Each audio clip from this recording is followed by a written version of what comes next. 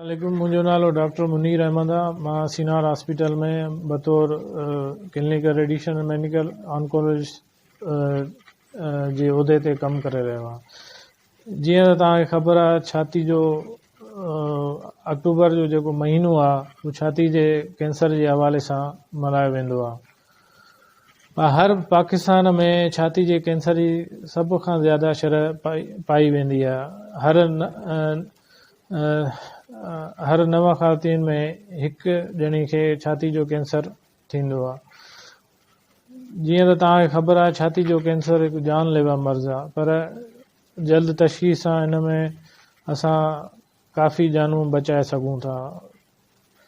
पाकिस्तान में छाती जे कैंसर जी मेन वजह अवेयरनेस जी कमी आहे। हिन जे करे एशिया में सभ खां वधीक जेको छाती जो कैंसर आहे उहो पाकिस्तान में लाग थींदो आहे ख़वातीन खे। छाती जी कैंसर जी अलामात कहिड़ियूं आहिनि?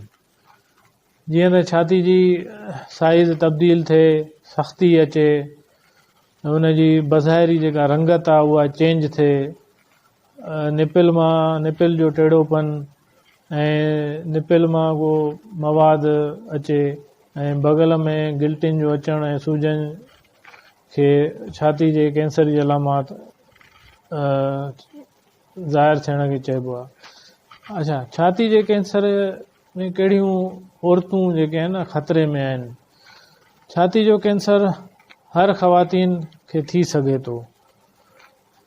उहे ख़वातीन जिन में इहा फैमिली हिस्ट्री मिलंदी आहे, जीअं माज़ी में हुनजी वालदा कंहिं सिस्टर खे या कंहिं ख़ाला खे थियो हुजे, हुन में वधीक शरह पाई वेंदी आहे।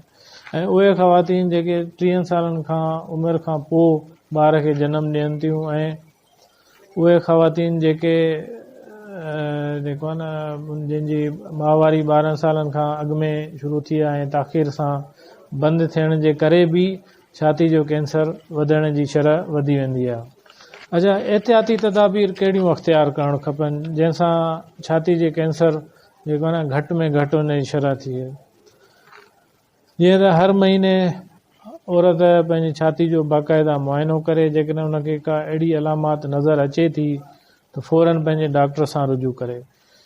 ॿियो, हिन में जेके कम चर्बी वारी ग़िज़ा आहे उहा वापराए, पंहिंजे वज़न ते कंट्रोल रखे ऐं पंहिंजे जिस्म खे हर वक़्तु मुतहर रखे। तंबाकू नोशी सां परहेज़ करे, ताबकारी खां बचे ऐं माहौल जी आलूदगी खां बचे। पूरी राति जो निंड वठणु खपे, पंहिंजे ॿारनि खे खीरु पीआरणु खपे ऐं कम चर्बी वारियूं ग़िज़ाऊं इस्तेमालु करे असां जेको आहे न हिन मूज़ी मर्ज़ जी शरह खे घटि करे सघूं था। शुक्रिया। बस।